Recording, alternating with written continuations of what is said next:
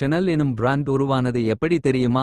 எப்படி ஒரு அனாதை பெண் $20 பில்லியன் ஷெனல் எனும் சொகுசு சாம்ராஜ்யத்தை உருவாக்கினார். 1910இல் கேப்ரியல் ஷெனல் எனும் யுவதி பாரிஸில் ஒரு சிறிய டோப்பி கடையை தொடங்கினார். அவர் உலகளவில் கோகோ ஷெனல் எனும் புனைப்பெயரில் அழைக்கப்பட்டார். அந்த காலத்தில் பெண்கள் மூச்சுவிடவே சிரமப்படும் இறுக்கமான காசட்ஸ் அணிய வேண்டியிருந்தது. கோகோ அந்த விதிகளை உடைத்தார். ஆண்களின் உடைகளான ஜெர்சி மற்றும் ட்வீட் துணிகளை பயன்படுத்தி பெண்களுக்கு வசதியான சுதந்திரமான நவீன ஆடைகளை முதன்முதலில் உருவாக்கினார். 1921இல் அவர் ஷெனல் நம்பர் 5 என்ற உலகப் புகழ்பெற்ற வாசனை திரவியத்தை அறிமுகம் செய்து அழகு துறையில் புரட்சியை ஏற்படுத்தினார். 1926இல் துக்கத்திற்கு மட்டுமே அணியப்பட்ட கருப்பு நிறத்தை பணக்காரர்களின் நாகரிக அடையாளமாக மாற்றி லிட்டில் பிளாக் Dress என்ற ஆடையை உருவாக்கினார். பின்னர் 1955இல் பெண்கள் தங்கள் கைகளை சுதந்திரமாக வைத்திருக்க தோள்பட்டை சங்கிலியுடன் கூடிய 2.55 ஹேண்ட்பேக்கை உருவாக்கினார். கோகோவின் மறைவுக்குப் பிறகு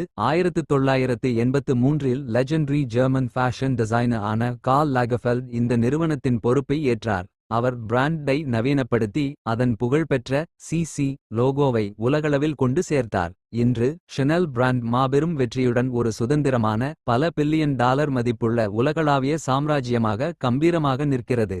இச்சாம்ராஜ்யம் பாரிஸின் வரலாற்றுச் சிறப்புமிக்க 31 ரூ காம்போங் முதன்மை கிளை முதல் லண்டன், நியூயார்க், டோக்கியோ, மிலான் மற்றும் துபாய் போன்ற உலகின் மிக ஆடம்பரமான ஃபேஷன் தலைநகரங்கள் வரை பறந்து விரிந்து உலகம் முழுவதும் 500க்கும் மேற்பட்ட பிரத்யேக சொகுசு கடைகளுடன் கம்பீரமாகச் செயல்பட்டு வருகிறது.